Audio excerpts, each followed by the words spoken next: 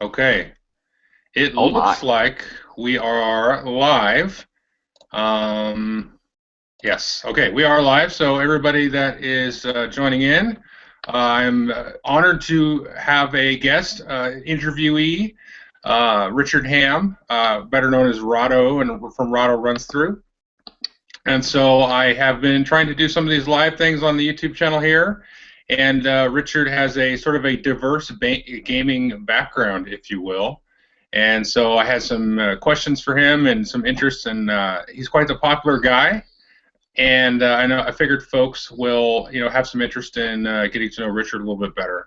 So that's where we're going to start there. So Richard, how are you? It's like 2:30 a.m. in the morning for you. I am ready to go. I'm always awake. I'm always here for you, Joel. Wherever you need me, I will be there. Great. I'll Stay make a note alive. of I will that. find you. I'll make a note of that for future reference. Okay, so let's just kind of jump right into it. And if folks are, on the live chat there, go ahead and throw out any questions or whatever, and we can divert and stuff. I don't expect it to take more than, maybe an hour or so, or however long Richard can stay awake. So we'll just kind of go from there. So Richard, you have a background in video games as for your career. Is that right? Yes, I do. Yes, I do. Okay. Well, yes. Okay. So, and you, from what I understand, you used to work at Lionhead Studios, and you kind of did some work with Fable and some other games there. Can you give us like a sort of a summary of that? All right. Well, if you want to go all the way back, my CV basically, when I was in college at the University of Washington in Seattle, not too far away from you, actually, I got a job at Nintendo because this was, back in the late '80s, early '90s, before the internet existed, and Nintendo had a hotline that people would call because they got stuck playing Legend of Zelda or Metroid or whatever. And it was Right. a great part-time job for college students. There were a whole bunch of us there, and I did that. I ended up doing it for almost 3 years, and ultimately parlayed that into a junior design position on what went on to be one of the worst video games in history. Oh, Uh, yes, Bubsy 3D on the original PlayStation. I was a junior designer. That was my first design gig. And for the record, if anybody actually remembers it, I'm actually really proud of what I put into that game. But yeah, I appreciate it. It suffered from very bad timing. It came out about 2 or 3 months after Mario 64, which pretty oh, much revolutionized the industry and completely destroyed us overall in terms of quality. right. And we did not fare very well. And what was funny is, it got so universally panned and so completely destroyed that the senior designer of the company at the time, he pretty much said, "Okay, to hell with it. I'm leaving the industry. I am done." And he walked Hmm. away. And I was pretty much the only other designer at the company, and I was what 25, 26, maybe something like that. And we got another project signed with Sony for what turned out to be Siphon Filter, and they had nobody to lead it, so they said, well, I guess let's let the kid lead it, because he kept telling us all the problems with Bubsy, and it turns out he was right. So I guess so. I just got crazy lucky. I was in the right place at the right time, and I was the lead designer on Siphon Filter, which Nice. turned out to be a very, very big hit. And then I did Siphon Filter 2, and by that point, I was pretty much siphon filtered out. I'd kind of figured I'd done pretty much all I could do, and Right. I left Sony, moved to Texas. We lived there for a few years, where I was a creative director. I oversaw several projects: Sims for console, Pitfall, a few other things. And that was really going great, but my wife hated Texas. She just couldn't Hmm. stand it. Don't get wrong, I love Austin, and we both loved it, but the humidity, the fire ants. I mean, she pretty much had to live indoors all day long, surrounded by gigantic humidifiers. Yeah. And what are basically? Oh, the pollen count. Just apparently, Austin has like one of the highest pollen counts in the world for this thing that she's allergic to. Oh, geez. So we really liked it, but we ultimately decided, yeah, this isn't going to work. And I think by that point, I was probably around 35ish, and we were thinking about what should we do? What should we do something big? And I remember we were in Austin at the time, and we went to a Chinese restaurant for dinner. It was like whatever anniversary it was, and we, had Chinese. And my fortune cookie said, "You will soon go across the Great Water." Okay. And it was so freaky because we were thinking at that time about moving overseas because we didn't have kids. We were looking for something new, and we could do it. I had a career that allowed me to do that, and so we went over. We interviewed with a bunch of places. I ultimately settled on Lionhead, where I did Fable 2. And I worked on the movies, and I actually worked on Fable: The Lost Chapters, which was the PC version. That's the first thing I did with Lionhead. I worked on the controls for the PC conversion. I did some of the design on the Movie Maker and the movies, and then ultimately I was kind of the co-lead on Fable 2 with Dean Carter, who was Fable. Everybody thinks it's Peter Molyneux. Peter Molyneux is the figurehead of Lionhead. I mean, Dean was the real heart and soul of Fable, and he was the heart and soul, and I was the mind. So we worked together, and that was the biggest project I'd ever done. I mean, that project had like 150 people, so that's why it needed more. Right. Needed both of us to oversee it. I focused on the gameplay. He focused on the content. Mm-hmm. And after that, I just couldn't stay there anymore, and so I decided to do something new, went on to Splash Damage, where I got back into shooters. I hadn't done shooters by that time for almost 10 years, and I was kind of ready to revisit what I'd started out on, and we did Brink. And then after that, a job opportunity came up in Malta, and it was actually working on kids software, a kids MMO, which I'd never done anything like that, and Jen, I thought it'd be really, really cool. Yeah. And turned out the company wasn't everything I'd hoped it would be, but Malta itself is great. And so after I parted ways with the employer that brought us over here, we just moved into this little flat we have on the ocean in Gozo. And I'm now, thanks to the incredibly low cost of living here, kind of somewhat semi-retired.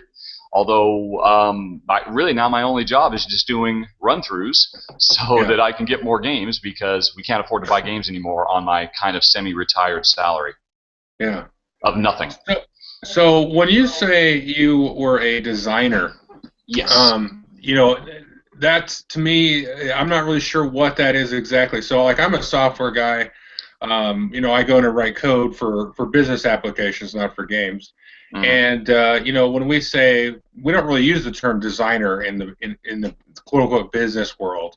Right. And then when you think of a board game designer, they're kind of the guy that comes up with the mechanics, maybe the theme, likely the theme, but they'll come up with the components and prototype all that stuff, and then they'll develop. And so I picture a video game designer as somebody that comes up with, maybe in an analogous way to what the board game designer would come up with, like, this is how I want it to work. When you run so fast. When you jump so high. The inventory screen looks like this, and then you have somebody else do the coding. Is that kind of close? Or? Yeah, that's a fair summary. What I actually, for my family members who always try to get their head around what I do, I always kind of likened it to, on my projects, I was the equivalent of the movie director. I was the guy who held the overall vision for the game. And while I didn't do, I didn't necessarily run the camera myself. I didn't set up the lighting. I was definitely involved in all those facets, trying to give an overall direction. Because modern, you work in software. Probably, I don't know if you work on projects that get up to like 150 people working on it. But when you have a situation like that, you do need somebody who has the whole thing in their head, and who, if anybody has any question about anything, I'm the guy they come and ask. Right, well, how is this supposed to work? And it's my job just to know, right then, right there, honestly, even if I don't know. A big part of my job was thinking fast on my feet, because there's always going to be something that pops up, something that was unforeseen, and you have to be able to give direction. So I really focused, that was my overall remit, and the things I probably focused most on were actually, I really enjoyed user interface design. I really liked that part of it. I've done it all, though. I've done level design. I've done scripting. I wouldn't call myself a professional programmer, but I have been messing around since I was 11 with my TI-99 4A, which my parents bought because Bill Cosby told them to buy it. Oh, No Apple for me, no Commodore for me. Bill Cosby says get the Texas Instruments, so that's what I ended up getting.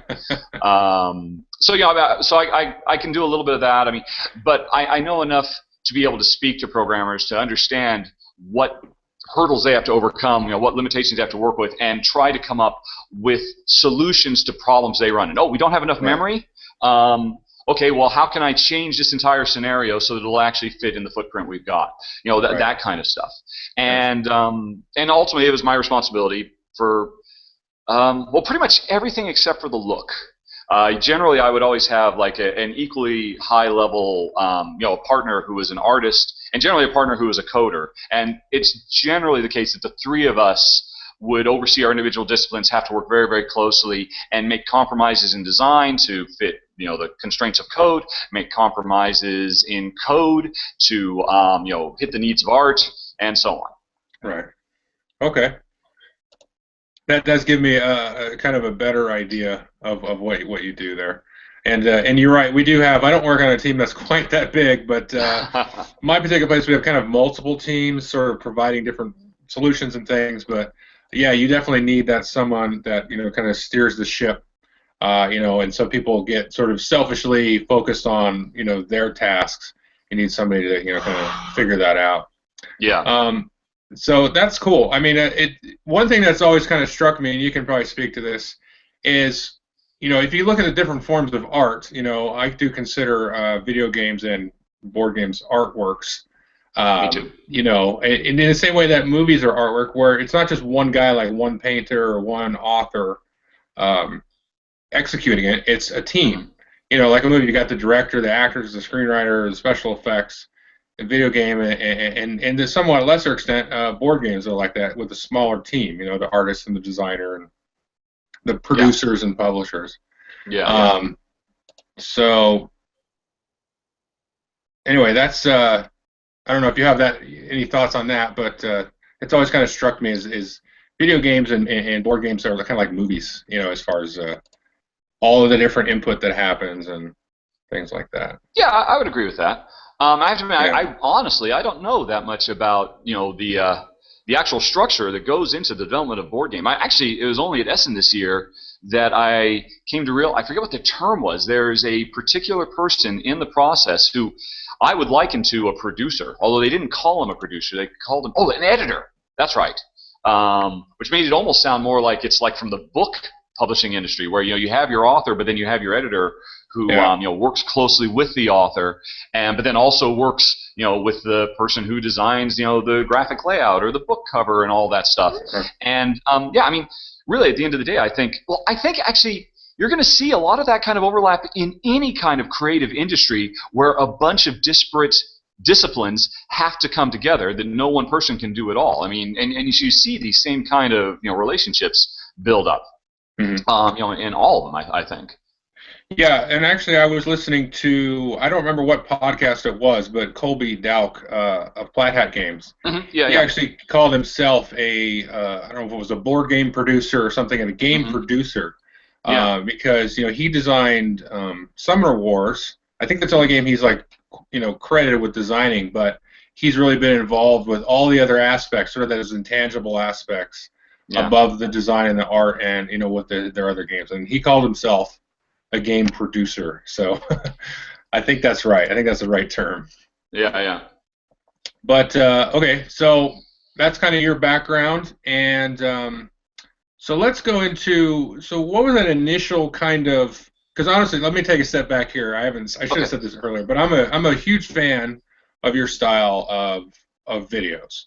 Okay. And I think it's very interesting. I like how you've broken it up now, because I mean initially you were kind of, I don't remember honestly what your first few videos were like. It was just kind of like a playthrough and that's it. I think without very much of a review, maybe a little bit. Yeah. But now you've got your your 3-part thing. You get your basic run through with a couple of turns, and then your extended if people want to watch all the way through. Yeah. And then a separate review video, which is cool. But so basically, I wanted to kind of get a sense from you, what kind of your thought process in going into this kind of thing. What made you want to start? What was that first video Sorry, I'm getting texts here all of a sudden from work. They need you. They need you desperately. I told them no. I told them I'm done. It's the end of the day, damn I'm it. done with you. Oh, all right. It's not important. Okay, sorry. It was not a code emergency. No, it's not. Um, so, what was your initial? What made you start the first video, and then what made you keep going? Like, what was like? Okay, I made the first one, and then now I'm going to keep going. And then how did you kind of evolve to where you're at now with everything? Well, actually, the situation, it was a year ago, or no, I'm sorry, no, 2 years ago now, and I had actually, just finished my time at Splash Damage, and I had not actually taken this job to come to Malta. That wasn't even something that was on the horizon. I was basically between jobs, and I was loving it because I was getting to play a lot more games than normal. I mean, I don't know how it is for you in the. Do you do financial software? What kind of software is it you do? What? Oh, well, I work on smart grid software. Smart Uh, grid. yeah, so it's like meters, smart meters and things that talk to each other and talk back to all that stuff. Like utility, like power grid. Think of power Oh, grid. okay. So I built software for, if you're a player in power grid, I've made software for you. So that's Are you kind of the what it's guy like. in the lab coat on the cover of Power Grid Box? Is that you? No, that's the Oh, guy that works for the utility. okay. Yeah. Yeah. Talking to somebody famous for a second. No. Well. Oh gosh, what was I saying? I've completely gone off on a Power Grid thing now. Okay. Well, so I'd finished my job, and I was taking a few months off, seeing what was going to happen, and in all honesty, I was in no particular hurry to go back to work. I actually kind of was taking a stab at what would retirement be like. What would it be? I mean, because I've been working in the video game industry for almost 20 years, and it's been 20 really, really workaholic, hectic, you know, 70, 80-hour work weeks every week for the entire year. Spending 3, 4, 5 days in a row, never five. My top was 4 days in a row without leaving the building at all. Trying to crunch for milestones and all of that. And I was so burnt out and so tired that Jen was supportive of it, and so we were just thinking, well, you know what, just stop working for a while. We can cruise for a while. We have savings and whatnot, and just refresh your batteries. That was kind of where I was at, and it was great because I was just playing lots of board games with Jen. I actually got into my first regular gaming group, the Woking Guild, Woking Gamers Guild, which is a great bunch of guys. Miss them terribly, and I was just what was it? I saw a thread on Board Game Geek. There were several people who were wondering about Helvetia, which is a neat little, not really a worker placement game, very unique game from Matthias Kramer. And we had it. We really liked it. Right. And by that point, I had seen videos, by Tom Bassel, by you. I had seen your videos. Undead Viking guys were all doing videos. And I thought, well, none of these guys are going to cover Helvetia because it was only ever published by Cosmos. Yeah. It's only available in German. Cosmos, there isn't even an official manual available for it. I mean, the only reason I was able to play it is because somebody had taken on themselves to translate the manual.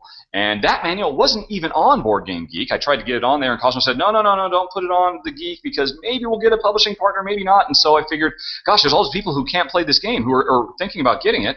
What the hell? I've got an iPhone here. How hard could it be?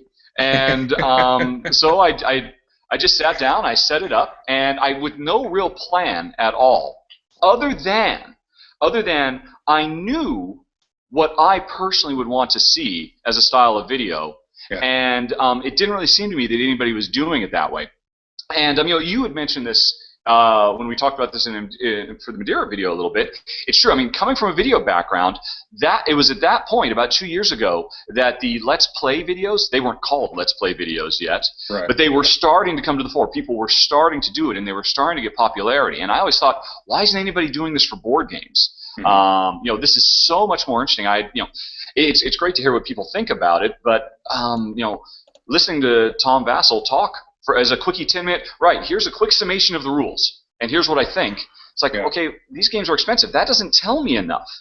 And And so I figured, what the heck? If I'm going to do this, let's do it my way. I just set it up, did a quick run through. I mean, if you go back and watch it, it was my first take. I didn't necessarily plan to do it all in one take. It just kind of worked that way. Yeah. And then at the end, I just turned the camera around and said, oh, by the way, we really like this game. And that was the structure. And people really liked it. I think people really responded to it. And I should say, for the record, at that point, I was not the only person doing this. I just didn't know. I didn't know about Michael Wisner, MeWe, who also does really great run-through videos. I mean, he had actually started, I think, a few months before, and I just hadn't seen those. And I guess by that point, Rodney Smith was doing, Watch It Played. I just was not aware of those. Mm-hmm. Heck, if I was, maybe I wouldn't even have done it. Maybe I just figured, oh, somebody else is already doing it. I don't need to do this. But I thought, gosh darn it, no one's doing it. I got to do it. And people responded to it really well, so I figured, well, what the heck? I'm not working. I'll do another one. And That's right. another one. And, then over the space of a couple months, I think I'd done like 10. And so I set up a geek list, and it just kept going. And actually, I admit, by that point, it was around April. I think I did my first one in February. And I had gotten the job offer to do the kids' MMO. And I figured, okay, well, that's it. I'm going to be done doing these videos now because I'm about to move to Malta. I'm going to have to go back to crazy nonstop work schedule. I won't have time to do it anymore. Mm-hmm. But a lot of people, by that point, I'd actually started to get some fans. We were like, oh, Rich, if you could just find the time, just, maybe just once a week, maybe once a month even. And the interesting thing was, for the first few months that I was in Malta, I was there alone because Jen was still, putting our affairs in order in England, and so I didn't really have anything to do on the weekends anyway. I didn't really want to go out and see much of the island because I was waiting for Jen to show up. So I figured, okay, what the heck? I'll bring a few games. I'll do a couple more videos, and it just kind of kept going. My output really dropped off though, and then I finished my time at that company and thought, well, you know what? Okay. Let's do this for real. Let's actually take this a little bit more seriously. That was last year, so I did a Kickstarter thing, to basically get enough funds because now that I am not working full time, there is no way I can continue to afford to buy these things. I literally can't afford it. I mean, we have to live on a very meager budget to be able to afford this early retirement. And now that's okay. I mean, I've got enough games to last a lifetime here. I could play a different game every day of the year and never see the same game twice. So I didn't need to, but I figured, okay, if I'm going to be serious about this, I'll do a Kickstarter campaign. By that point, I think Tom had done his first, Rodney had done 2, and I figured, well, okay, and those guys were getting, the Spiel had done 1, and those guys, wow, they're getting like 20, 30 grand. I don't need anything near like that. I just need enough to be able to get the games. And so I had a moderately successful one, and since then you've gone on and had a successful one too. I think Lance is going to do one, or at least he was talking about it at some point. But as soon as that happened, as soon as people gave me money, that really changed things for me. Now I feel like I have a responsibility to deliver because people have actually, oops, there goes my earbud. I have gigantic, comically oversized ears, and earbuds always fall out of my ears. It's really a pain.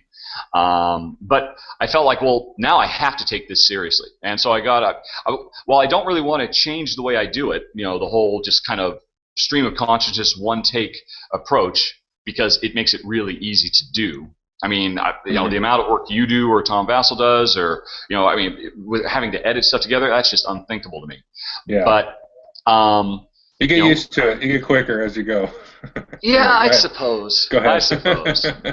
But nobody expect me to start doing it because I'm not going to do it. Because I have to do it in a way that's fun for me too. That's and right. and the thing is, I mean, I am actually having fun while I'm filming.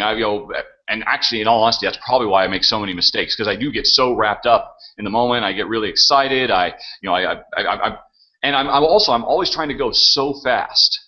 Because I realize my videos are ridiculously bloated and overlong compared to what everybody else does, and so I do just try to get to the meat of it as fast as I can, and try to get to moves that really demonstrate the game as quickly as possible. But even still, I end up going upwards of an hour. And now I'm just rambling, which I have a tendency to do because you're a very polite and generous interviewer who doesn't stop me from talking. So I'm just going to stop talking now. Okay. No, you're doing fine. You're doing great.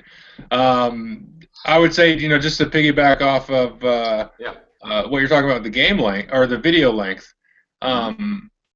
I don't think that you're necessarily too long. I mean, I've gotten complaints. I'm usually, let's say I'm right about 20 minutes, give or take. You know, if a game is a small little filler game, I'll be Yeah, down around the 10-minute, 12-minute range. Um, but I find that if people are already interested in the game, let's yeah, say talk about Helvetia, you know, if that was a game that people really wanted to know about kind of already, the length isn't going to be a big deal. I mean, you don't want to go, you know, 2 hours or whatever, but you know, they're going to, at least for me, you know, like if I see a yeah, game and I'm like, oh, Richard did a video of this, or I'll sit through the thing because I already have interest in the game. Where yeah. on the other hand, though, if I'm just kind of like subscribed to somebody's feed and I'm like, they do a game, I'm like, what is this game? I've never heard of it, and then I see the video is like 45 minutes long, I'm gonna be like, okay, well, I'll skip it. Yeah. But if I may come back to it, I don't think it's necessarily the length isn't that big of a deal. I do Hmm. think if you're just learning about the game, maybe it's too long, but um, Yeah. anyway, but Well, it was yeah. Go ahead. it was the length that caused me. I mean, it's why I split them into three now. Because my hope was, gosh, if I split them into three and I could make my first one down to maybe 10 minutes, if I could get like those first few moves done in 10 minutes, then I'd have 10-minute long videos, and then that'd be great for everybody. And now I've proven that that doesn't work because actually, it's funny. Almost every single time I start. And I finish a move, I finish a round, and maybe a second round. I'm like, okay, I can stop now, and I can see on my camera I'm about 15 minutes now, but I never do. I just keep going. I can't help myself because I just get so wrapped up. I'm like, okay, well, I got to do at least one more round because I haven't been able to show this or this, and it usually ends up running about 30 minutes. And I think you are right. It's interesting. I mean, everybody has this expectation that a video that's longer than 3 minutes on YouTube is doomed to failure. And I don't know. Maybe I am limiting myself. Maybe I'll never be able to get into the same view counts as other viewers. But I don't know. I don't want to shortchange anybody because these games are expensive, Yeah. and I don't understand from my own perspective. If it were my money I was spending, how can you make a $40 or $50 decision based on a quickie 5-minute video? I mean, Yeah. that's a big decision. That's expensive. Yeah. Spend the time. Mhm. Really get to know the game is the way I tend to look at it. Yeah, you know, and I agree, and I think there's a few aspects to that. We're kind of dovetailing, but that's okay. Sure. I think like people will get to know a reviewer. Like if they get to know you, they're gonna know, okay, you don't like the head-to-head too much. I mean, you do kind of like it in some ways. Yeah. You know, to be very succinct about it, you're more of a Euro guy or something like that. So they kind of get to know you and expect what you're gonna like. Yeah. Just like they'll get to know, you know, Rodney or Tom Vassell or myself or whoever. Um, but I do think you're right. I do think that because people will hit certain walls and stuff. I think Mm-hmm. most people, because like we're talking about, is I got back into gaming because of Euros. Mm-hmm. Back in like 1999, 2000. Now I played games when I was a kid. We played Monopoly, and I had a lot of kind of Ameritrash games. And there's a whole game called Dragonlance, which I loved. It was a TSR board game. We had dragons fighting and stuff. And like Risk and some other games I can't think of. Stratego, I like that a lot. Um, and I played a little D&D and stuff like that. But I didn't get back into gaming until I started playing Euros, like Settlers and old game called Lowenhurst Carcassonne and all that stuff. Yeah. Yeah. And then really got into it with Power Grid and Kalis and all that. So for a while there, I was going through a phase of I just want to see Euros. I just want to see this and that. And then we played. Like I tried to play Dragonlance with that group, and they wanted zero to do with that. Now Dragonlance is not only is it Ameritrash, it's also a pretty bad game. But at least definitely by today's standards.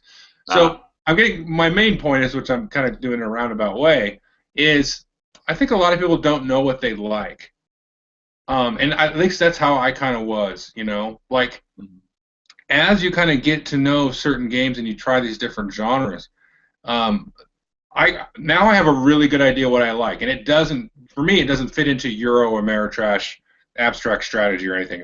I know exactly the kind of thing that I like and the way that the decisions will roll out and stuff like that. But that's because I spent so much time on this. Yeah. And and I've developed that.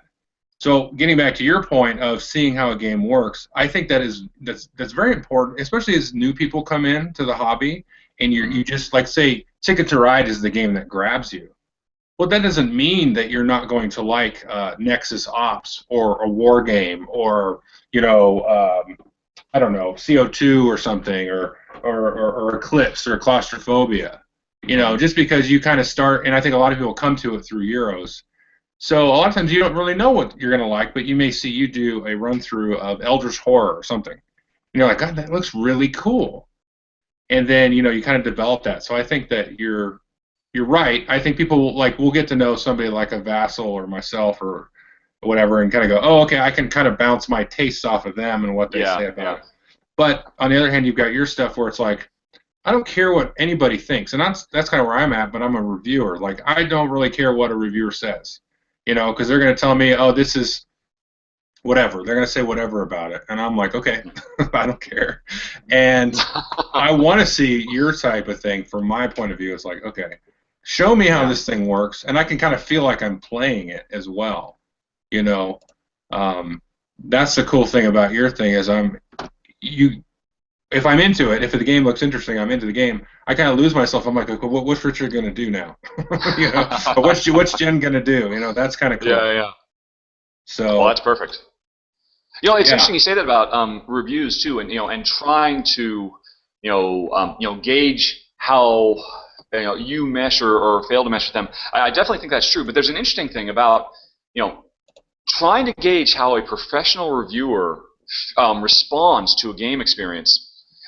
Professional reviewers do not have normal human responses to games, that's just due right. to the sheer fact that they play so many. I mean, I saw that for years as a video game developer.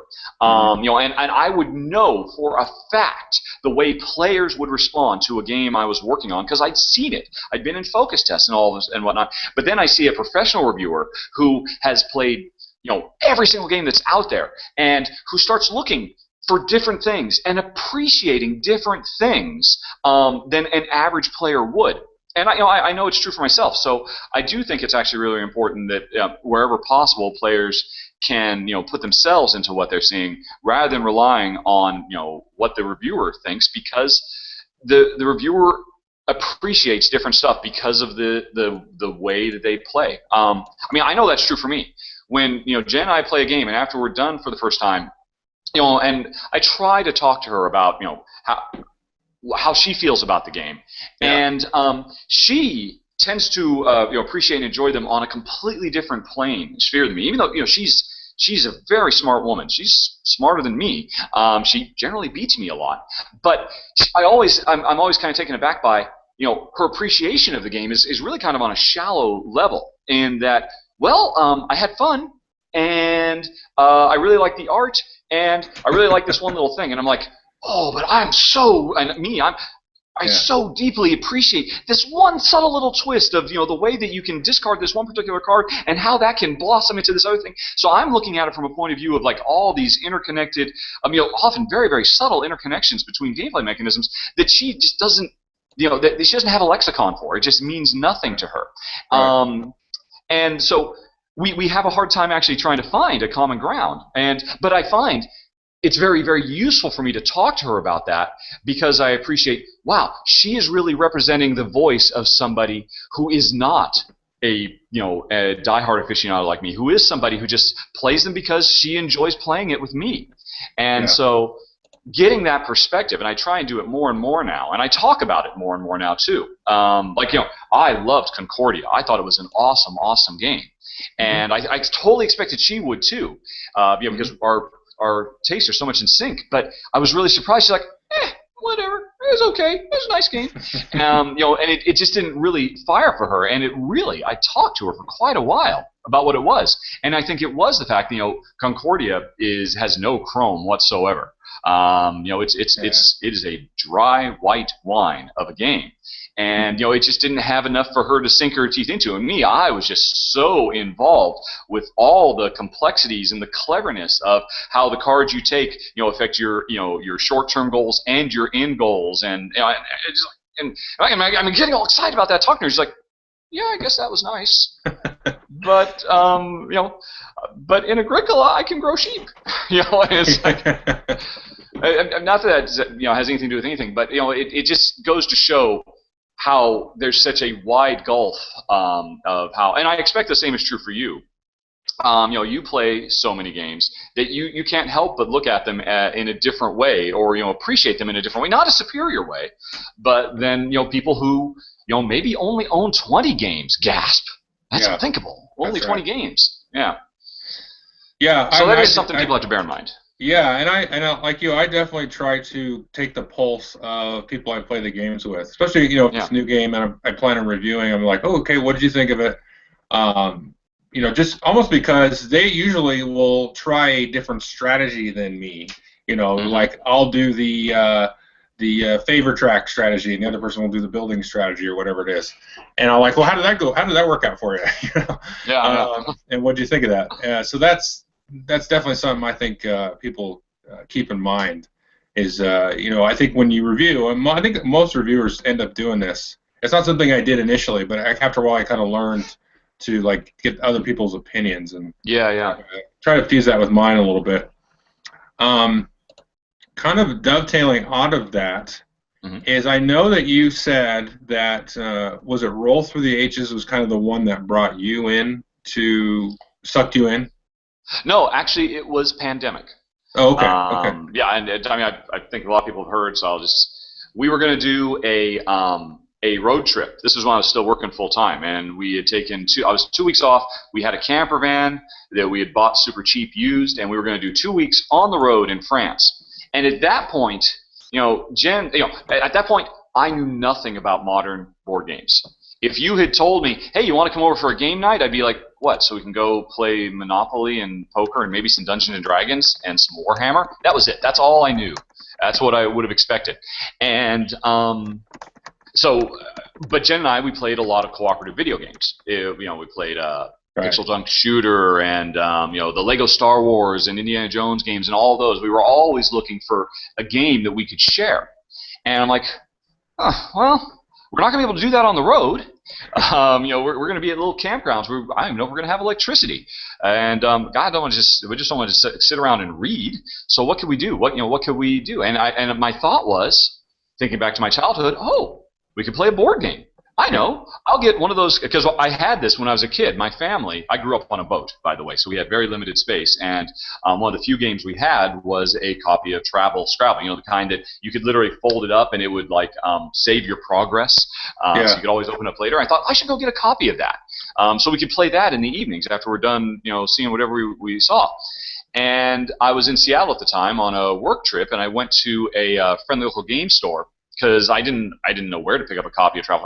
I could have just as easily gone to Walmart or Target, but it just so happened. I did a search online for a local game store. I found Blue Highway Games. I figured, okay, a game store. I guess they'll probably have it. A whole game store? I guess they must have a lot of Magic the Gathering and Pokemon.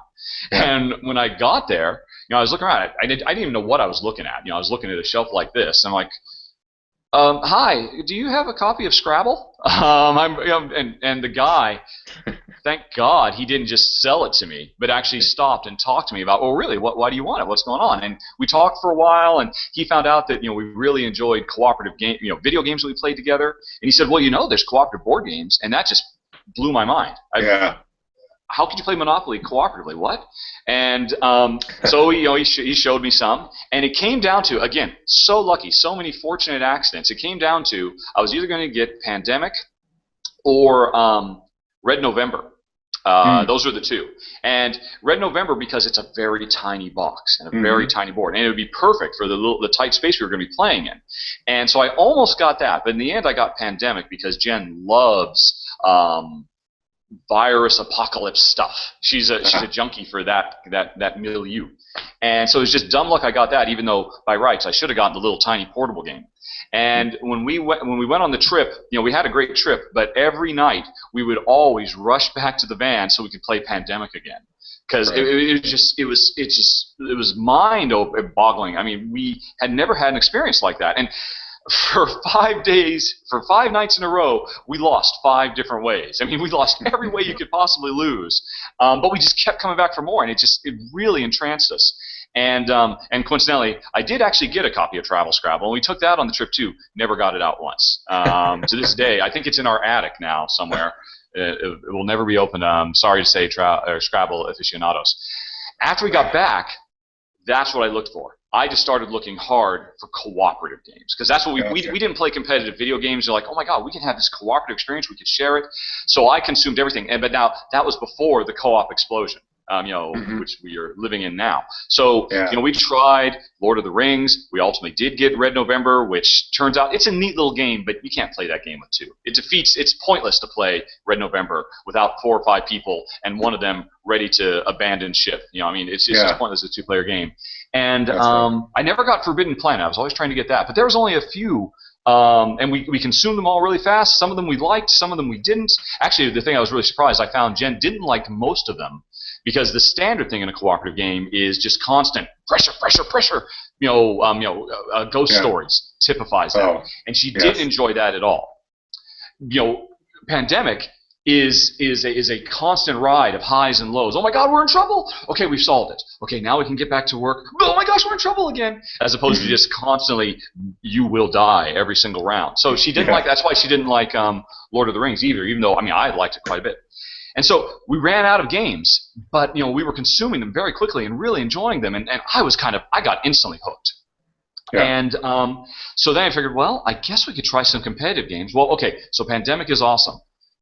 What else has this guy, this Matt Leacock, done? Okay, well, let's get this Roll Through the Ages. And Roll Through the Ages was our first competitive game.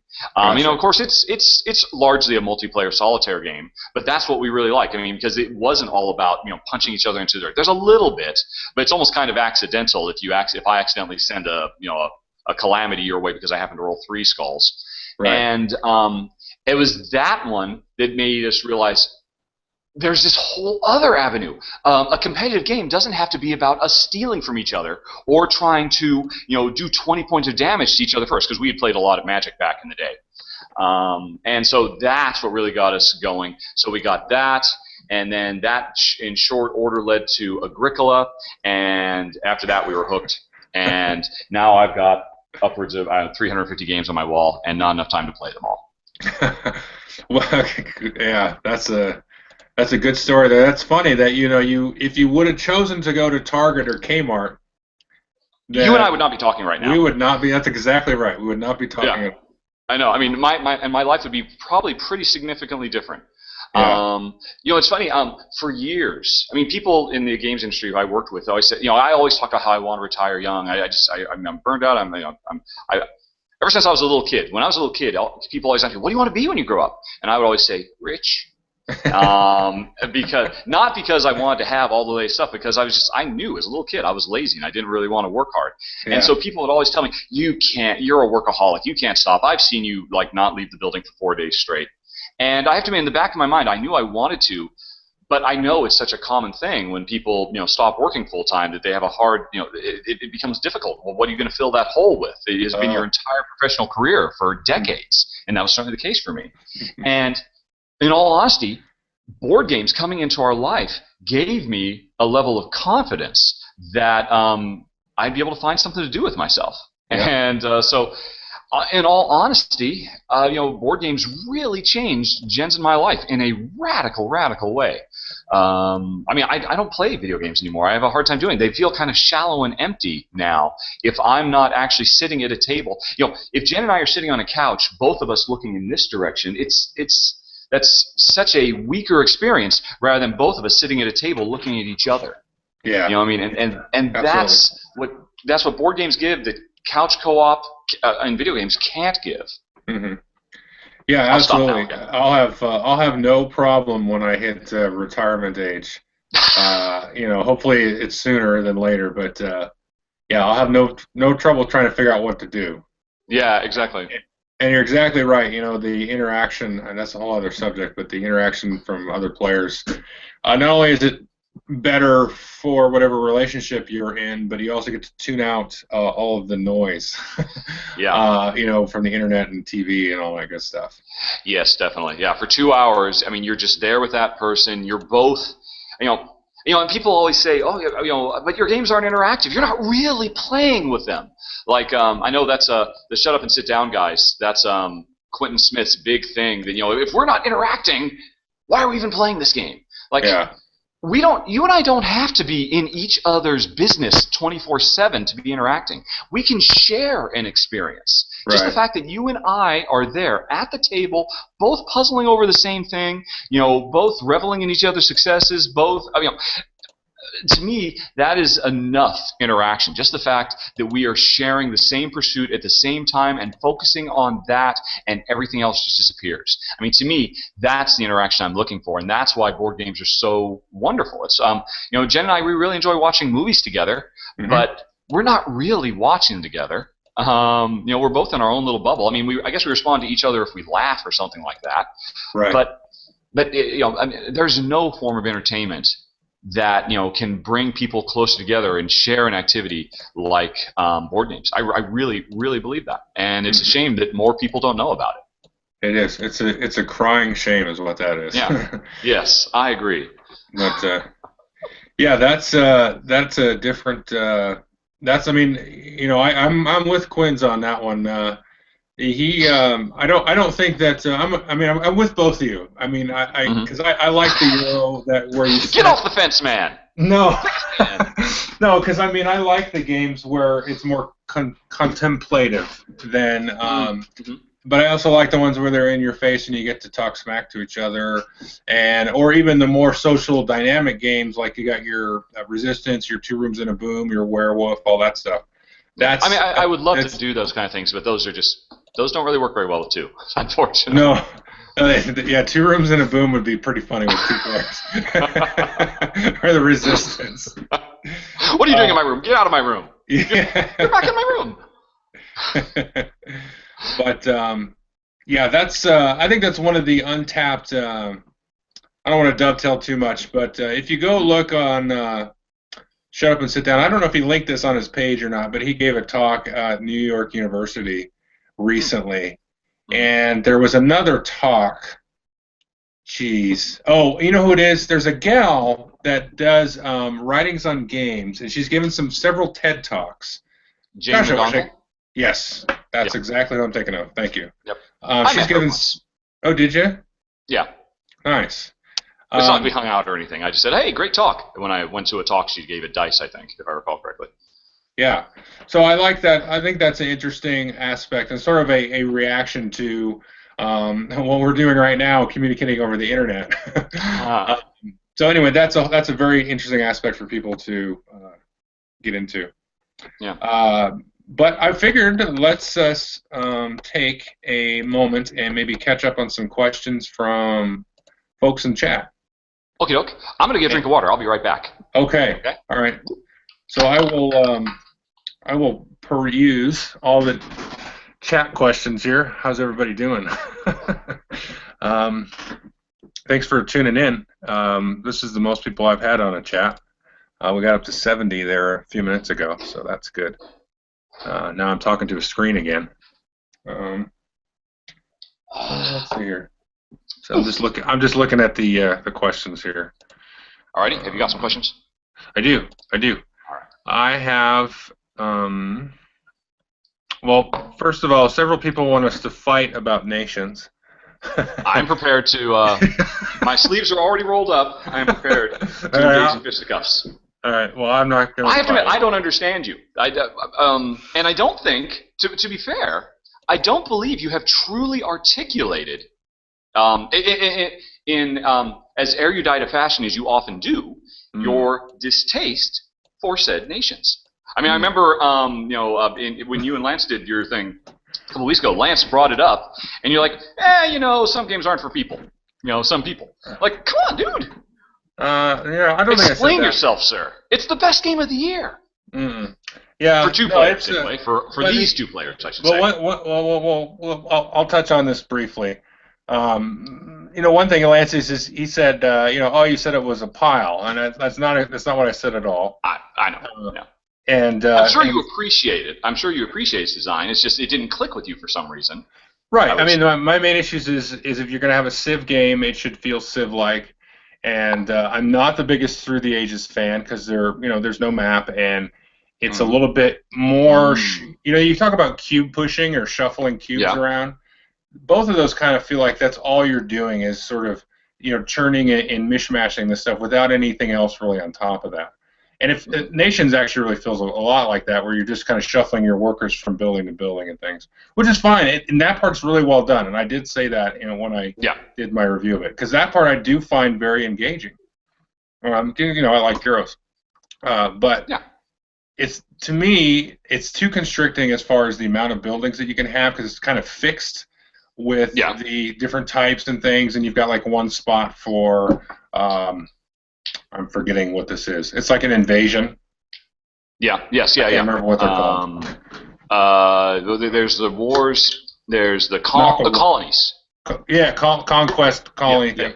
So you've got that, and everything is it's kind of not freeform enough for me. So there's that aspect of it. Then there's some thematic breakdowns with because everything is so specific. Where like in Through the Ages, this is one thing I like about Through the Ages, is you get like a temple, which is sort of an abstract place of worship, and you're like, okay, this is. Through the Ages, you also do get proper noun places as well, and people. I mean, the people, you do still get the historical stuff. Sure. But in this one, it seems like it has the pyramids, and I am Greece, or it's like I am China, and I have Stonehenge. So it's like that's too specific. And then now this is not. I have not seen this every game. But I've seen games where military seems to be worse and more lopsided than in Through the Ages. Now that's the thing. I mean, obviously, everything you just said up to now is just all about subjective taste, and no one can fault anybody for saying, well, you know what, I just don't like the historical disconnect. I mean, because I can't argue against that. Yes, it is very, very strange that Aristotle happened to build the Eiffel Tower in. Persia. It just makes no sense. I get that. I mean, to me, it's just an alternate timeline. I mean, Aristotle is just standing in for some great leader, and it's just kind of a neat little flavor. But I appreciate if you might not enjoy that. It always comes down to everybody seems to respond to this whole military lopside thing. I'm sorry, I'll let you finish, and then I will refute your statement that military can be lopsided.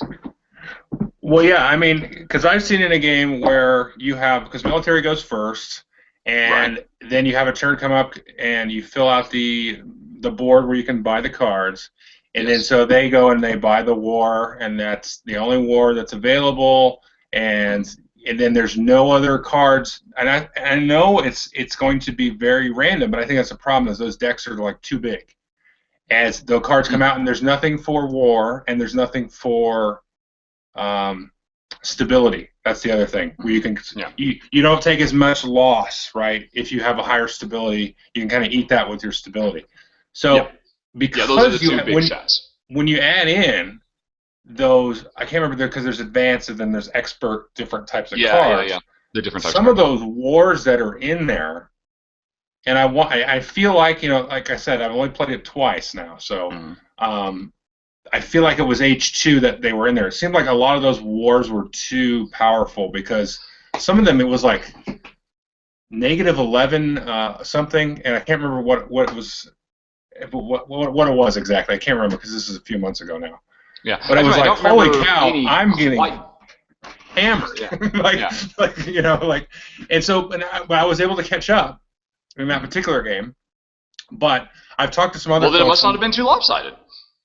Yeah, but I didn't win. I was like, I spent the time catching up, right? And then it was just like so much that but the thing is I just spent the whole game catching up. And I've talked to people that one guy told me he's played it 8 times, and this was at this time, and he said 4 of the games that he played basically had that sort of outcome.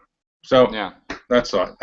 I mean, it's interesting. The thing about that when everybody says, military can be so lopsided, whoever takes the lead in that, runs the show, can basically set the tempo for everybody else. I'm not going to disagree with that necessarily, but there's a flip side to that. The person who is running the military is paying through the nose to do it. Building and maintaining a strong military saps your resources hugely. And when you're not doing it, it's very easy to say, "Crap! I just lost 5 food," or they just gained 6 culture books or whatever.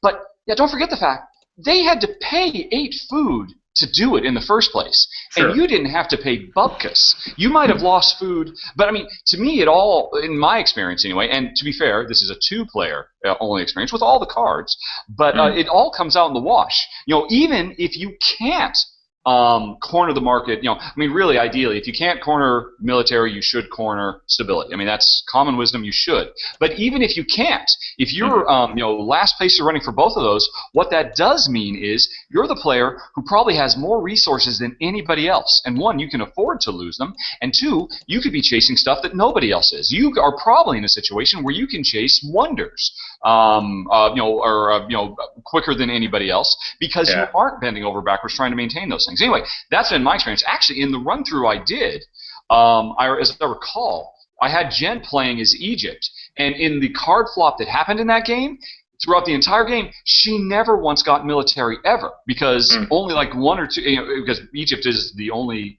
population that doesn't start with military.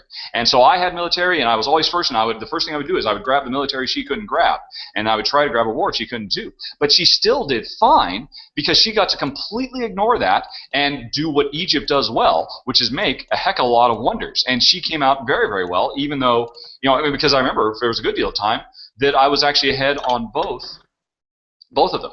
So anyway, to me, I mean, I always wonder if people feel that, wow, yeah, military is running away with the game.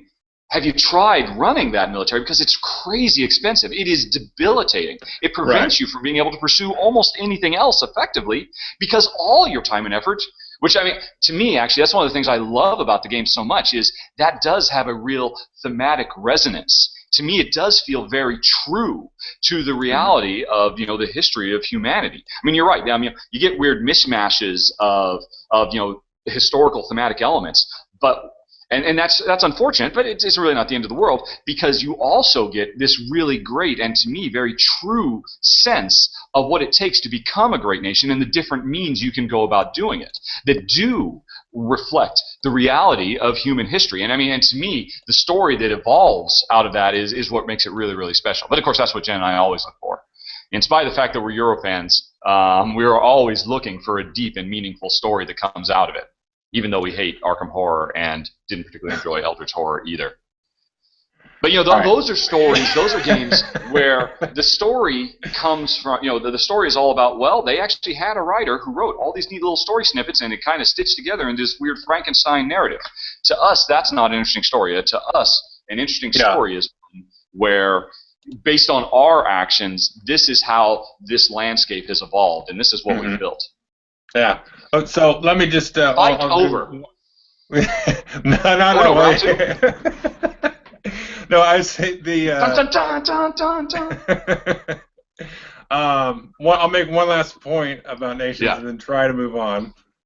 I will say, I get what you're saying, and that you can have different outcomes and things, but you got to remember, I'm combining all of those complaints: the initial complaints about the theme and the sort of the dryness and the handcuffs, along with the kind of military imbalance, because at that point, I don't feel like I'm playing a Civ game at all. And I will admit, and I think I said this, and I may not have, I'm not sure.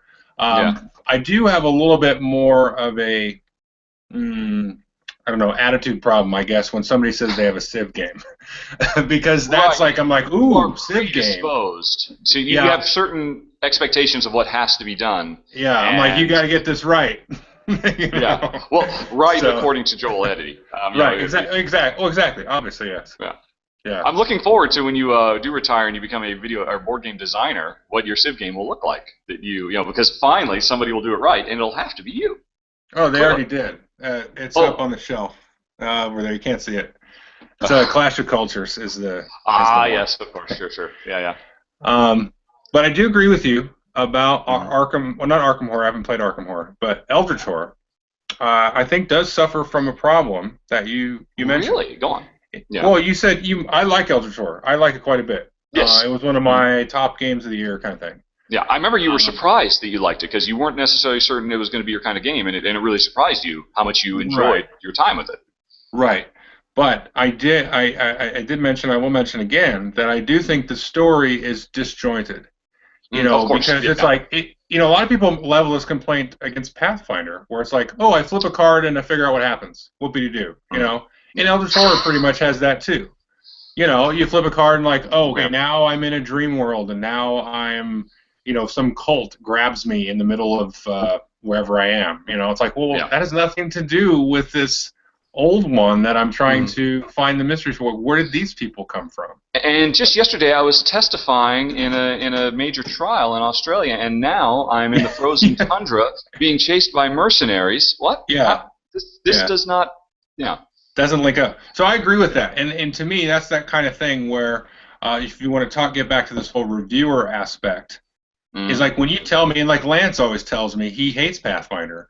I don't know if he hates it, but I don't want to put that Oh, word in his he mouth. hated it. Yeah. Okay, all right. I He don't like hated putting on words in it people's anyway. mouth. Yeah. Yeah. So, but all of those critiques that he has, and is basically flip a card, do whatever it says. I get it. Oh yeah. I Yeah. agree, but it's not a problem for me. Mm-hmm. Like in Eldritch Horror, it actually took me a couple of plays to really get it because I had fun mechanically. I like kind of flying around the world and doing different things. But like at the beginning, I was like, God, this is not like story driven. I was kind of hoping it was something like Mm. Tales of the Arabian Nights, where I could kind of draw, a sort of a linear, loose path through the game arc. Yeah. But for me, what gets me into it is I'm not a big Cthulhu guy. I've never gotten into Yeah. Lovecraft or anything. So for me, I'm kind of experiencing that newly. And then as I come back into the game, I'm like, oh, this is neat. I just kind of fill in the gaps on all of those spots because to me, it's not played out. I know a lot of people say, oh, it's Cthulhu played out, but like I don't have a single Cthulhu game on my shelf Yeah. other than Eldritch Horror. So like I'm getting into the wackiness of it, and that's really what it's like. Oh, this is crazy. This demon was the judge at the court house that you were at, and like Yeah, yeah. like what? It doesn't make sense. But anyways, so moving on. See how I diverted us off of Nation? Nice. Well done. Smooth operator. We can both slam on Lance for not appreciating Pathfinder, I suppose. We could do that for a while. Yes, behind his back. Let's do it. Yes, there you go. Although actually, I recently fell so hard out of love with Pathfinder. I was so sad. Oh no. Well, yeah, I mean, because I was really stoked about taking Harskin Linny, Jen's and my characters. Oh yeah, Skulls and Shackles or whatever that is. We're going to take them on the high seas and have all new adventures. And then somebody pointed out to me when I was talking about it online, you can't do that. You'll have to throw your characters away and start over from scratch. And I'm like, what? Mm-hmm. Yeah. Yeah. The whole point of this game is that I will have these characters for years. Yeah. Well, just 1 year. Yeah, exactly. Yeah, just 1 year, and then their story comes to an end. Yeah. And I guess for us, the story comes to an end a little bit sooner. I was just so shattered by that because to me, that's what makes that game special. Well, they did say that there's a possibility that they will continue off of this, this module. So you'll have sort of a sequel to whatever it's called, the Rise of the Rune Lords. Yeah. So they have mentioned, at least the designer has mentioned that's a possibility still. So. Well, I will hold my breath patiently. Yeah.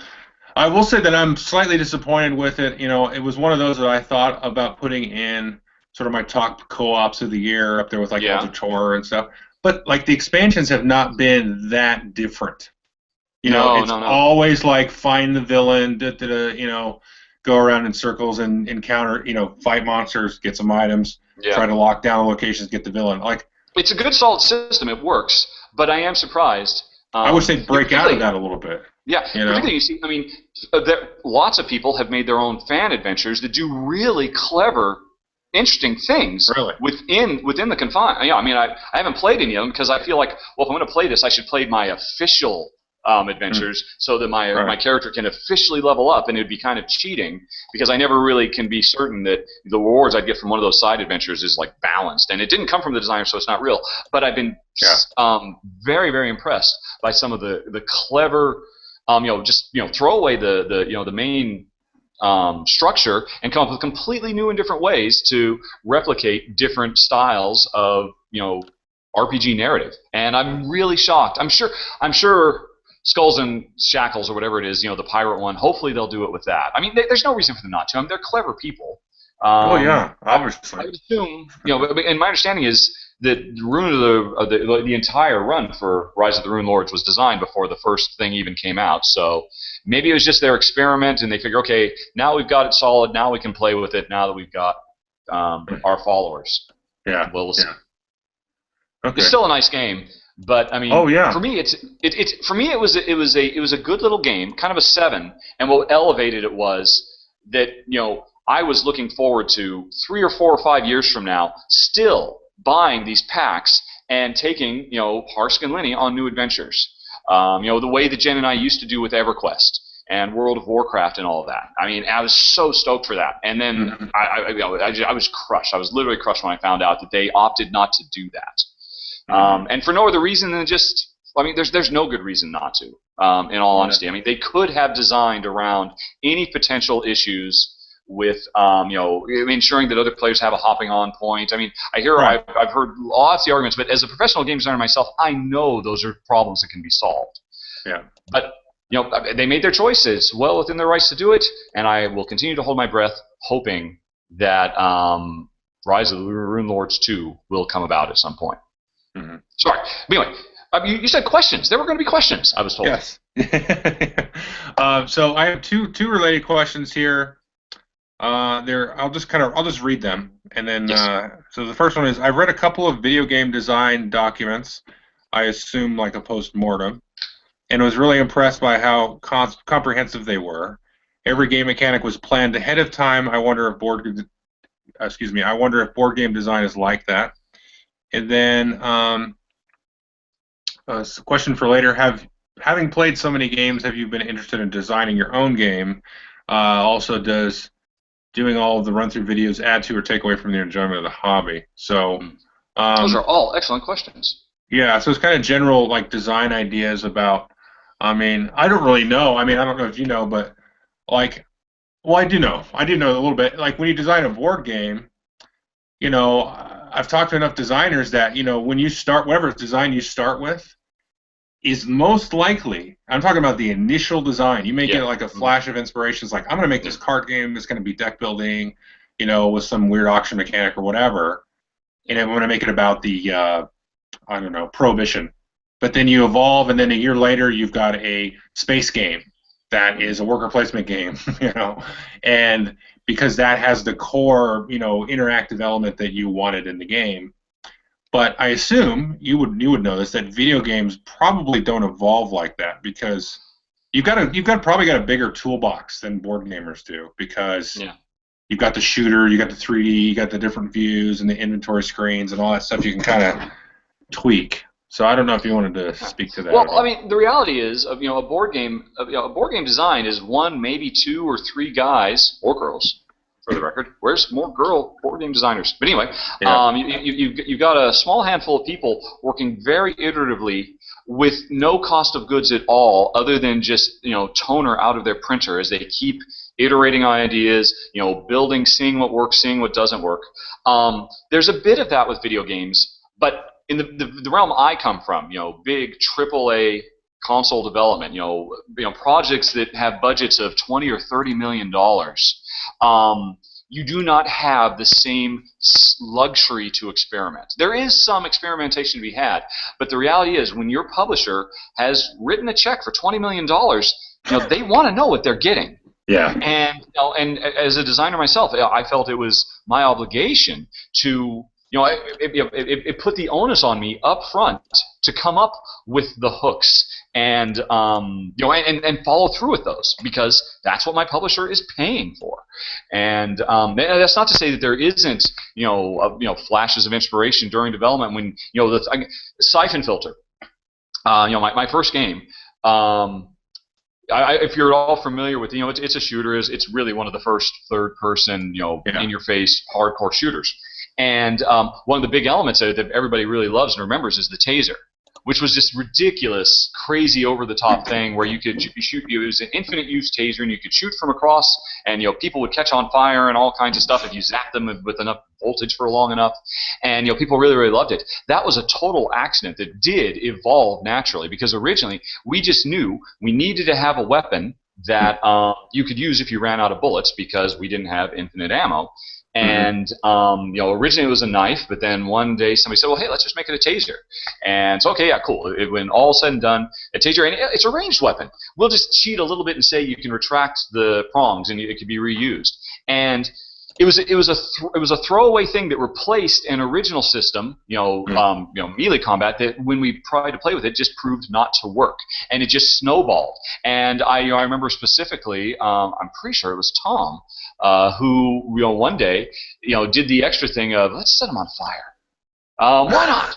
And he just did it, and everybody loved it so much, and that just kind of came out of nowhere. And I'm sure that's the entirety of what board game design is. But with video game design, because there are such high stakes, you just can't really have that. Now, I do believe you have that in indie video game design, where again you're getting back down to the metal, and it's just a small group of guys. Often it's just Minecraft was made by one dude.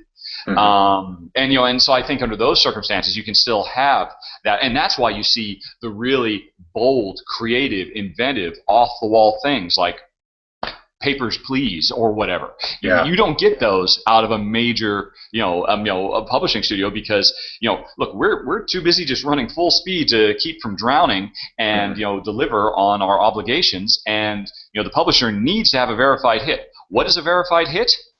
A Call of Duty clone, that kind of thing. It's just the way it is. Right. And I'm not complaining. I mean, to me, I always found it to be a very, very satisfying part of the process, coming up with those plans. And then to quote the A-Team, I loved it when a plan came together. I was, as a designer, almost always a little bit too rigid, because to me, I always, if something didn't work, I've worked with a lot of designers. Peter Molyneux is infamous for this. Hey, yeah, if it's not working, just throw it away. Let's all start over from scratch. Money is no object. It's all about the art and the muse. And my attitude was always, that's a lot of money that went into this. Let's just figure out how to make this work. Yeah. And I was always the most satisfied and the most gratified creatively when I could come up with a creative solution to make something work, when it turned out, wow, it didn't really work as well as we thought. Well, if we tweak this and that, we can save it. And so for me, that was my personal experience, and that's why my games always tended to get made with teams that were much smaller than the average team in times that were much closer to our original estimates. But there are plenty of other designers out there, Peter Molyneux. In fact, if anything, I think a lot of designers would not be comfortable with the way I worked, because it's funny you're mentioning about nations. You personally rankled at it a bit because it puts you in a box. It gives you very strict constraints that you have to figure out how to work within. As a professional designer, I really enjoyed that. To me, it became a puzzle for me to solve. Right. Well, this is what I have to do. I have to hit all these, these targets, and I have to. But this is what I want to achieve. How can I make it all fit together? The worst thing for me was always, you have a blank canvas, Richard. Run. And then be free and explore. Well, could you tell me maybe what the edge of the canvas is, so I could at least know, so I could paint within the lines? But that was just my personal style. Sure. Anyway, so that there was the question about board game design versus video game design. Yeah. No, I think that's a good kind of broad encompassing thing. Like, there's always exceptions to the rule, but of course. So the next couple of questions are related to reviewing, and so Seth Jaffe, who is designer of Eminent Domain and several other games, he wants to know if you have a list of upcoming Seth Jaffe is here? Yeah. The Seth Jaffe? The Seth Jaffe. Oh, my cheeks are red. I'm blushing. I'm getting. Oh my. Hi, Seth. So he wants to know, do you get review copies, and do you have a list of upcoming run-throughs that you plan on doing? I don't get. Well, I'm in Malta, so I don't really get very many review copies. I do get some, but actually the vast majority of review copies I have is because I lugged them all back by hand from Essen. Yeah. I found publishers had a much easier time giving me a review copy when I was just, copy please, and they would, they could just give it to me, walk away. Shipping from the States to Malta is not cheap in any way, shape, or form. And honestly, at the end of the day, I've got, I think, 10,000 subscribers now. I'm a long ways away from having the same kind of impact that Tom Bassel has. So I don't blame anybody for not sending me review copies, but I do get some. Predominantly from European publishers because for them it's not that big a deal. So so Eggertspiele, they'll send me everything they've got, and therefore because they work so closely with Pegasus Spiele, I'm getting a lot of Pegasus Spiele games too. But I really don't get. I don't think Fantasy Flight's ever going to send me anything. I talked to Ray from Rio Grande once and said, "Hey, could you do this?" And he said, "Yeah, but you'll have to pay. I'll give you the review copy, but you have to pay for shipping." Oh, well, what would it cost to ship me Renaissance Man? $40. But that's more than the game costs. And so, and basically, as for what's coming up, I try really, really hard to be very, very open. I've got my guild on Board Game Geek, and I do have a thread there called Coming Soon or Coming Soonish, and I always try very hard to keep that up to date with a list of what's coming in the near and further future. I also tend to, whenever I do get a review copy, I prioritize that way up because, quite frankly, I figure, hey, they gave me a game. It would just be rude for me not to, try and get that covered as fast as possible. Right. So I tend to prioritize those. And then the other thing, and I've actually talked about this on my guild. I'm actually very, very open because a lot of people at one point were asking me about, what are my procedures? Hey, if people are giving you games, are you on the take? How does that work? And particularly because I'm one of those reviewers who doesn't really do very many negative reviews. I don't rip into games. Mm-hmm. I have been given review copies of games, particularly prototypes for Kickstarter games. And and Jen and I played it, and we're like, oh, well, we didn't like that at all, did we? Mm-hmm. And the last thing I want to do is go and make a video that could, lead to somebody's dream project not getting funded. That would just make me feel horrible. Oh, and so when that happens, and it's happened a few times, they send me, because they sent me a copy. And God, I would just feel like the biggest jerk in the world to directly impact their sales in a major way. So I contact and say, well, hey, look, we played the game. Here's what I would say. If I were to do this video, you guys sent me the video. Here's what I'm going to say. You guys let me know if you're comfortable with that. And sometimes they are, because I do still do to the best of my ability. I just try to point out what's good about the game, and I'm just honest about why it didn't, click for me and Jen. I think I figured it out. About 17% of my videos have that kind of, well, yeah, we didn't really enjoy this at all, but here's what we think is actually good and strong about the game, and it's why you might like it. But here's why we didn't. And some guys have said, yeah, you know what, thanks for letting us know, let's pass on the video. And other guys said, oh yeah, that's cool, please go ahead and still do it. And so that's the way I do work with publishers. I don't know if that makes me on the take, but yeah, I don't really view myself as some kind of hard-boiled investigative journalist, working for 60 minutes trying to expose the, all the terrible games out there. I'm just a, it doesn't feel. I don't really feel like I'm compromising myself by working with the publishers, and I guess people could say I'm burying the truth. If you know a game is out there, you have an obligation to tell everybody to shout it from the rooftops. And no, I don't.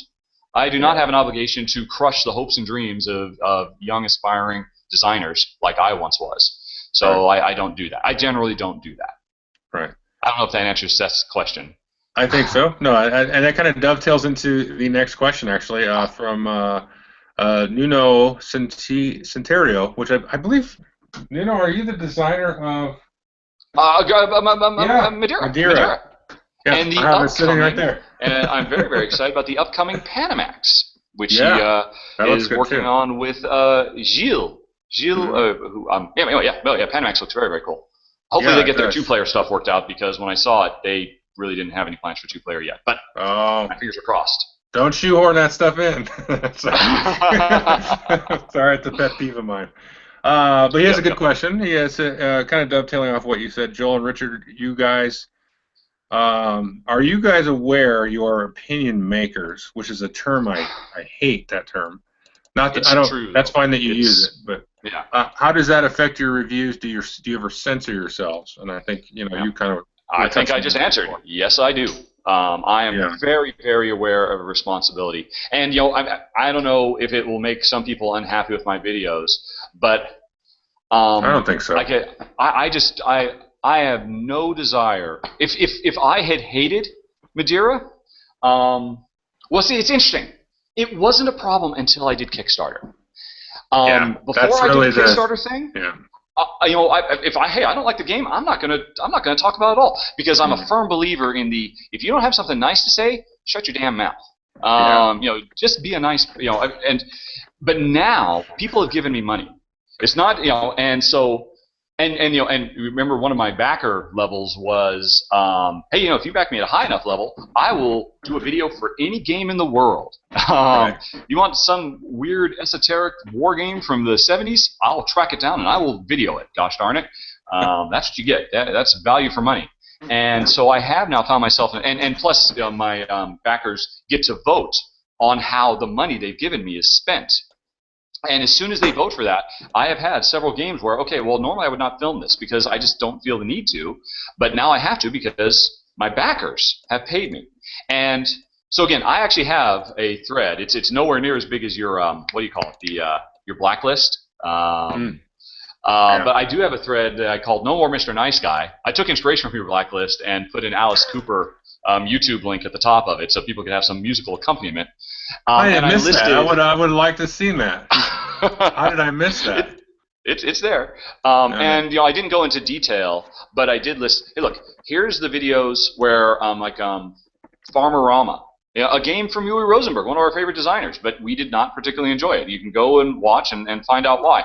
So here's the ones, and there have been several over the last year that I've had to just review and say, well, okay, here's all the neat. It's genuine when I'm playing. There's nothing fake about that. When I'm actually playing, I'm just trying to have a good time. I'm an excitable person. It's what I did professionally for 20 years. I was a cheerleader. So that's just how I am. If you ever play a game with me, that's how I am in real life too. I'm always, bouncing and jumping and making jokes and just trying to make sure everybody has a good time. And then when I get to the end, I just try to be very honest about, look, here's why we don't like it, but I can really appreciate this, this, and this. It's clearly not for us. Is it for you? That's for you to decide. Please pay no attention to what I think at all. So I censor myself that way too. I mean, probably 1 out of every 3 or 4 videos, I constantly remind people, please, everything I just said, throw it out the window. Please ignore it. If all you do is come and watch my video to hear what I think, why am I even bothering with the run-through? Right. Yeah. If I could go back in time, when I did that first Helvetia video, if I just hadn't turned that camera around to face me to say, oh, by the way, here's why we like Helvetia. I was just so excited I did it, and I ended up creating my structure, and now I have to stick to it because everybody expects me to. But I'd be happy just doing the run-throughs and letting the game speak for itself. Yeah. But yes, I'm aware I'm an opinion maker. I take it very, very seriously, and it's just tricky trying to straddle the line of being true to the people who gave me money. But also still just trying to be a nice guy. Yeah, I think that's important, is not to be too much of a. Oh my gosh, sorry, the comments totally jumped all over the place. Oh. Wow. Okay, so we're way behind, but that's okay. I don't know that we'll get to all of these. Okay, but yeah, I agree with everything you just said, and I think yes, I mean people are going to do. I don't mind, I don't. The right word isn't slamming, but I don't mind giving a negative opinion on things. I think that helps people to some degree, so that's why I don't really mind doing it. As long as you do it with a good attitude, I think should be okay. Okay, so let's move on. Let's see. It is now 7 o'clock my time almost, which means we've been doing this for about an hour and a half. Mm-hmm. So you are probably tired. No, actually not at all. Okay. I took a nap this afternoon. Oh, you planned ahead. Good job. Yes. Benefits of retirement, I could take a nap in the afternoon. So what I'm going to do is I'm just going to, I did have some other questions for Richard, but let's just go ahead and I'll go through a couple of more questions here, and then we'll just maybe kill it off in about 20 minutes or so. I will try to be more succinct. No, that's fine. That's fine. Maybe we'll do a part 2 or something one of these days. Yeah. We'll see. I hate making you stay up late and stuff, though. Oh no, I mean, believe me, I'm wide awake. I'm wired. Okay, good. Yeah. All right. So enough of my mealy mouthing. And years and years and years of prep for this interview by doing all-nighters many days in a row. Working 48, 72 hours without sleep. Believe me, this is nothing. This is a walk in the park. All right. So I'll try to cut you off so we can get through a few of these. So do you ever Okay. play Dungeons and Dragons or other tabletop RPGs? No, I never did. Well, no, that's Never. not entirely true. Oh, I grew up on a boat. From the age of, oh gosh, it must have been like 7 or 8 till around 14 or so. I was homeschooled living on a boat, and my whole world was my brother, my mom, and my dad. And because there were no other kids out there living that lifestyle, and that would have been like the prime time. And I was really, I had all the D&D books. I had the AD&D books, the Game Master, and I devoured them. And I spent many, many hours with graph paper making dungeon maps with the shrinking lines that right. created the represented the stairs going down and all of that. And I never played them. I loved them, but I just didn't have anybody to play with them. My mom did try. I remember she would try, play our little adventure with me, and I'd be the dungeon master, and it just didn't work very well. I mean, they didn't take it seriously like I did, and so I've never gotten the chance to, and it's really kind of a bummer because I think I would enjoy it quite a bit. Yeah. I'm actually really looking forward. I backed a game on Kickstarter last year called Abstract Dungeon, which is a very, very cool looking, pen and paper RPG that really pushes the storytelling aspect and really simplifies and streamlines all of the logistics. To basically, what struck me as a really clever system to reduce everything to meaningful die rolls. And I can't wait to get it because I think it'll actually play pretty well with two, and I can be a dungeon master, and Jen can be an adventurer of one, and it might finally capture some of that adventure I've never really gotten to have before. You know what? I just backed a project. Sorry to dovetail again. I just backed a project on here, Kickstarter. Let me pull up the name. I want to get it right, and I think you may like it. I think other folks may like it as well. I have somewhat of an interest in this, and I just want to get the name exactly right because it's okay. So it's called Project: Dark. So Project Dark, and it is a RPG. Now you can play it with more than two, but it is kind of designed to be played with two specifically. And it uses basically you have your sort of storytelling elements in there that you're going to draw from different source materials and come up with this world. But you have basically card play, and you can take a regular deck of a 52 card deck, and that will translate to your character sheet. And so you can have a hands of cards and play those different things like that, and have different abilities and things. And one person is kind of the DM or the dungeon master or the game master, and the other person or people can be the player. So it's almost kind of to that board game level, but it's still very much an RPG, and a lot of the story elements are kind of driven out of these sort of mechanics.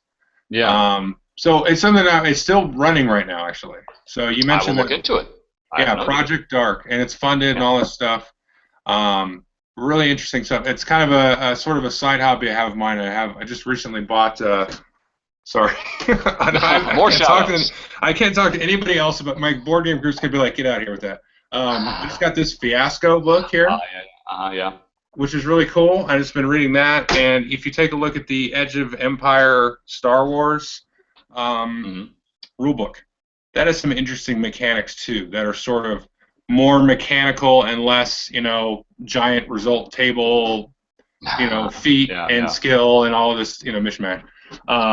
So that's some cool stuff happening on that side of the fence. Yeah. Now I do know. I mean, there are actually quite a few, pen and paper RPGs. I mean, in case there's anybody, I can't actually see the feed because it would kill my poor little laptop to actually have both windows up. But at one point I did go to RPG Geek and asked, and I got quite a few suggestions for some very, very cool sounding two-player compatible RPGs. But none of them, it seemed like they were all kind of special, weird, esoteric, unique circumstances. I'm like, well, I want like a meat and potatoes, Dungeons and Dragons RPG experience, and it seems like that's what, and heck, maybe Project Dark will provide as well.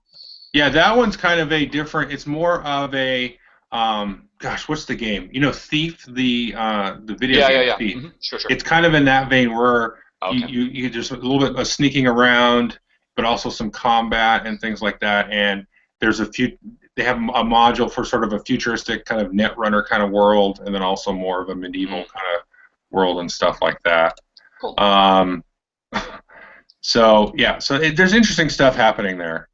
All right, so a couple more questions here related.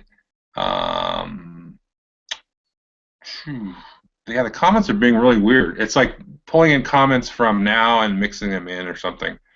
So there were a couple of questions that I saw in here though about Jen. Does she have a top 10 list? And does she have a BGG account? Was the two that I saw. I made a BGG account for her, and she's never logged into it once.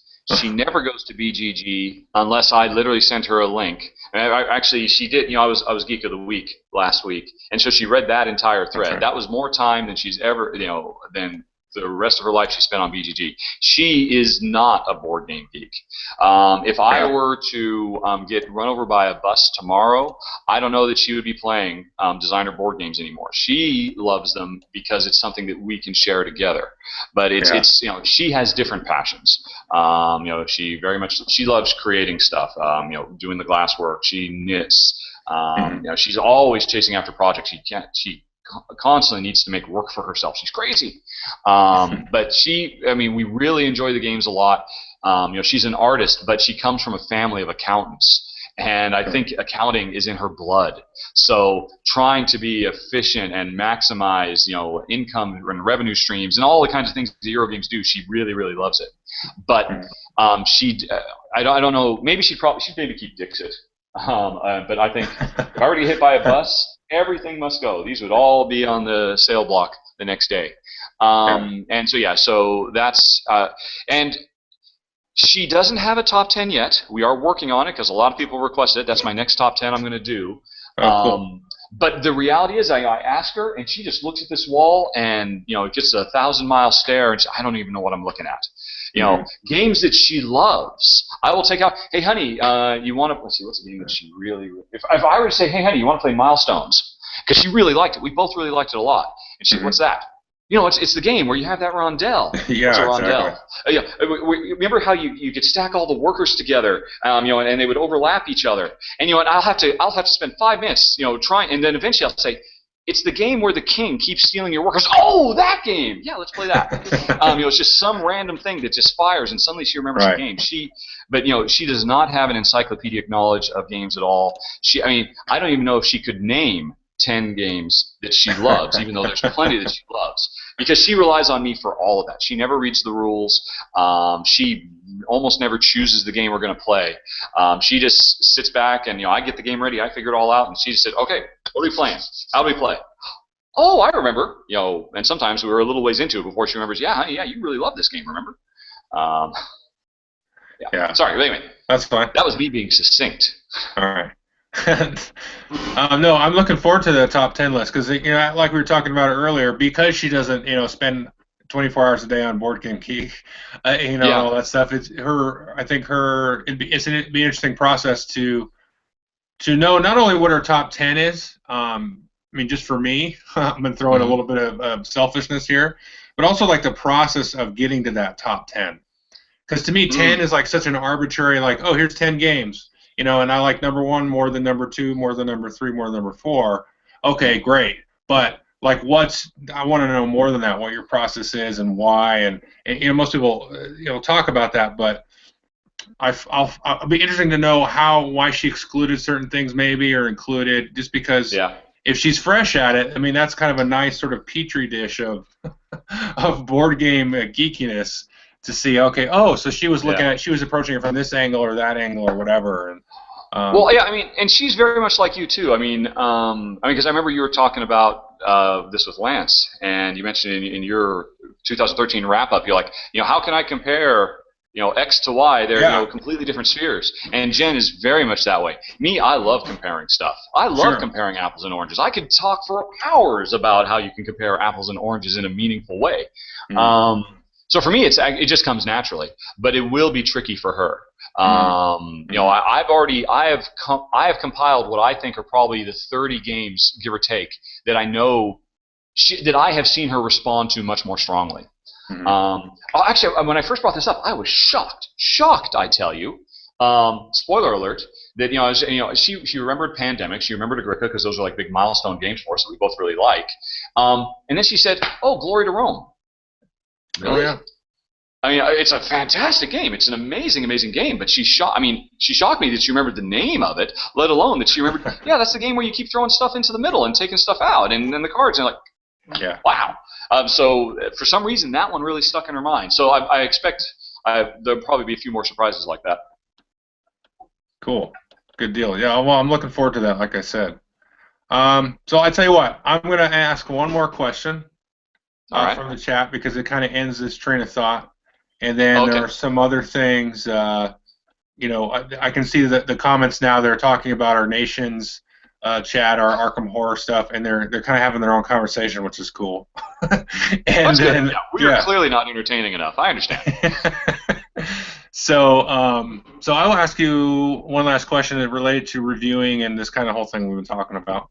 Yeah. And do you first of all, with you, do you win or lose more against Jen? And there was kind of a follow-up question with that is like, do you think reviewers tend to win or lose games, you know, more or less often, or do they depend to be better at games or worse? I can answer for me is I lose more than I win, and that's pretty much what I can go. I can give you a percentage, but I do find, and I use this excuse all the time at game group, that when I'm teaching a game, I tend to lose that session. Because a lot of times, especially when we first get it, you're like so worried about playing it right. And like I kind of get overly like, okay, am I doing this? I'm like, oh, did you do that? Okay, did you take care of that? You know, not in an annoying way, because I know when people do that, it can be annoying. But as we're kind of learning it, I'm so focused on, gosh, are we even doing this live? This kind of feels weird. This is kind of funky. And like, oh, okay, no, this is how it's supposed to work. They're going for something a little bit different here. So I tend to lose those games, like every time. But I in general, I tend to lose more than I win. So I don't know if that's your experience or not. Jen definitely. I mean, actually, for the longest time, it felt like she just like crushed me 90% of the time. But I did actually start keeping stats, and I think she pretty much has like a 65% win ratio. So not that much more, but she does still. I mean, she does better than me, and I think there's a few reasons for that. I'm a very instinctual player. I really don't tend to dwell very long. Yeah. You know, when you actually see me doing a run through, and you know, I start hemming and hawing, I'm like, I mean, you know, that's me verbalizing what goes through my mind. But I generally cut through that very quick and say, oh, that one. That's what I'm doing. Right. Okay. Damn the torpedoes, full speed ahead. I am doing that. It feels right. Whereas Jen is very analytic and very methodical, and you know, and a bit AP prone, to be honest. I generally don't suffer from AP too terribly much because I just won't let myself. I don't enjoy it. If I start getting, you know, bogged down in a quagmire of, oh my God, there's all these things I could do, I'm just not having fun anymore. So I say, okay, then that's the one I'm doing. I'm done with it. I'll live with it. Right. And so, not too terribly surprisingly, in that kind of a matchup, Jen tends to come out on top.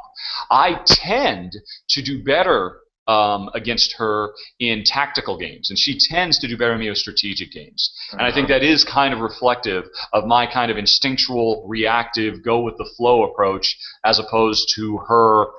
I've got my next 5 moves figured out, and I know what my end game is because I chose that. When we play Agricola, when we deal our starting cards, I give Jen the cards, and I come back a half an hour later, literally, because it takes her that long to figure out, okay, these are all the cards I'm going to play, and this is going to be the rough order, and this is the fallback in case this doesn't work. I'm now ready to play, and that takes her about a good 20 or 30 minutes, and and she's having fun doing it. Right. Me, I just get the card and say, oh, okay, that one and that one and that one together. Okay, I'm done. Let's go. So yeah. I think we're similar in that way, and I like to tend to be a little bit exploratory with games. Now, I play with several different people, actually different groups, and I do notice it's kind of strange because I can think of 2 people off the top of my head, and they want to win the first time we play a game. They set it out, and you know they want to get the rules right. But even if we miss like a rule or whatever, minor or major, whatever it is, they still want to win the game. They will adjust and say, okay, we as long as we all played by the same rules, that's fine. Yeah. But they still want to win, like at all costs. Yeah. And then other people, you know, like myself, and it sounds like you a little bit, I'm like, okay, cool, I'm going to do this, and I'm going to be this, you know, I'm going to be a farmer this time, I'm going to be a baker or a brew crafter or something. and you kind of play it in that way. Then to me, I'd rather play 3 games quickly and badly in the same amount of time that I would play one game very slowly and try to analyze everything across that one play session. And get everything perfect. Yeah. I'd rather play just quickly by the seat of my pants and get another play in. Yeah. But I should add, by the way, yeah. I really want to win. And but I'm a bit too lazy, and I'm not prepared to do what it takes. When I was still in England, when I was at Splash Damage, we did have a regular game group that we played over lunches, and so we played a ton of Small World and Lancaster. We played a lot more aggressive games than I normally play with Jen, and I did pretty well there. I think what I discovered during that time is my real strength, again, is not necessarily tactics or strategy. It's playing the room. Because I seem to have an uncanny ability to convince everybody in Small World that I was no threat at all, and deflect. And I would do it every game after game, and they would come in knowing I was going to do it again, and then I would do it anyway. So that was always a real strong suit that I had, which again doesn't really apply to 2-player gaming that well. No, it doesn't. I'm no threat. When in fact I'm clearly the only threat you have to worry about. That's right. Okay, Richard. Well, I have to cut this short. I really don't want to, but I have household chores and things to attend to. Yes, you have children and the like. Yes. Yes, and dogs and a wife and all that stuff, and dinner to get going. So. Oh, what's for dinner? Spaghetti. Spaghetti with curry in it. Curry spaghetti. Yes. Anyway, I'm looking forward to that. We haven't That sounds had it in nice. a while. Yes. But Richard, I just wanted to take a second and thank you for staying up late again and coming on, and I appreciated getting to know you a little bit better. And I hope that everybody else got a chance to get to know you. Selfishly, this is just more for me than anything. I was just curious because we haven't chatted too much, just kind of a little bit here and there, and so I appreciate your willingness to come on and be a guest and all that kind of stuff. Well, it was fun. I definitely enjoyed it. I mean, everybody likes talking about themselves, whether they admit it or not. Yeah. I am my own biggest fan. It's true. Well, we'll have to after you recuperate, maybe we can do a part 2, and. Cool. I will sort of try to capture all of the questions that we didn't get to, because there's a few that we definitely didn't get to, and I had a couple that I was going to ask you. I got pretty much everything that I was going to ask you. The only thing I was going to say, do you have any? We'll end with this, and then I'll let it go. Okay. Yep. 2014. Do you have any predictions or anything that just 1 or 2 things that you're really looking forward to, gaming wise, any wise, in general with your life or anything? What I would hope to see, and I'm not saying this is a prediction, I have no idea, but we were talking about this earlier, the Pathfinder. Mm-hmm. How I was so stoked about Pathfinder, and then I recently discovered that it was not what I had originally hoped it would be. I hope somebody does deliver on the promise of a true, contiguous, persistent game. Mm-hmm. To me, that is super exciting. I mean, Risk Legacy did it. Yeah. And I know there's the Risk Legacy guy, which unfortunately does not support 2 players. Thanks for nothing, Risk Legacy Hasbro guy. But there's another one, Consequential, which also has permanence, and its cool thing is it introduces digital storytelling that you get download from the internet and say, okay, well this week this is what's happening in our world, and that's how it changes the rules of our game, and the story continues to evolve. I'm really stoked about that. But if Pathfinder doesn't deliver modules for me that will allow me to continue playing my character, then I hope somebody else makes a game that does that, because to me that is so exciting, a sense of permanence. When Xbox 360, when it came out, it really rekindled my enthusiasm and excitement for playing video games, and it's so stupid because of achievement points. Achievement points mean nothing I mean, they're a completely arbitrary, meaningless thing, but they give a sense of permanence and context and meaning. A greater meta story that goes beyond one individual game, and it means it makes my game playing. Even though it's meaningless, I still feel like I'm building something. And I want that in board games. I want that in Euro games. I want a Euro game that, every time I play, the end result of the last time we played directly affects how we're going to play this time. Yep. And then this game will. I mean, if you give me that, why would I ever want to play a different game? This is why Microsoft did so well by getting those achievements out. Batman Arkham Asylum came out, and it's available on Xbox or PlayStation 3. Which one I'm going to play it on Xbox because it's giving me points. Why am I going to play anything that doesn't give me points when I can play something that does give me points? That would work brilliantly. I would never stray from Pathfinder if they gave it to me, but they say, no, after you hit level 20, you're done. You might as well throw your character away, and so they've lost me. So I'm hoping that that to me is a very exciting potential. That's something that video games do very well currently that board games do not do, and there's no reason board games can't deliver that. And honestly, that's the big thing I'm missing is a sense of permanence to my play. Great. So fingers crossed, somebody cracks that nut. Yeah, I think I'm glad I asked that because I'm on the exact same page as you with that. I'm definitely looking forward to Seafall. I wanted to get Risk Legacy and play it, but the couple of folks in my group that would have interest in playing it are like, "There's no way. It's Risk. We're not gonna play it that much." And I got Pathfinder, and most of my plays have been solo. I have played it with the group and stuff, but that's so sad, lonely. Well, yeah, it's okay. I mean, we played it together. Like I'll play. I mean, just last week, my friend had a character, and he brought his character, so I rolled up the character, and we played through a scenario he couldn't beat. See, now that's awesome. And then and I'll bring my character before, and I introduce the game to some people, and then we play it, and so it's fun. You can play like different campaigns. You just got to drop your character and and then get everybody caught up and stuff. But it hasn't happened as much as I expected it to happen. And if people had no interest in Risk Legacy, that's just not going to happen. But Seafall looks like a game that might be there. Capture their imagination a bit more, yeah. Yeah, and I mean the first thing I thought of when I was reading about Risk Legacy before it came out, I was like, I want to see Kalis Legacy. Like I want to see a game where you play out a game, and then at the end of the game, now and I don't know the names of any of the buildings in Kalis. But the one where the lawyer, let's say, so after we played the first game, the lawyer's always there or something, Yeah. And so we played again in that town because in Kalis you can see that town sort of evolve down the track, And it'd be cool. You can see that over games. I'd love to see Euro games do this because, just that style of game. We can have all these different styles of game and implement this legacy stuff. Yeah, I think it'll be really cool. I mean, I hope more people really take a good close look at this and check it out, because I think there's a ton of room to explore there. Yeah, all that stuff. The final frontier. I mean, even like the consequential stuff, that looks kind of cool.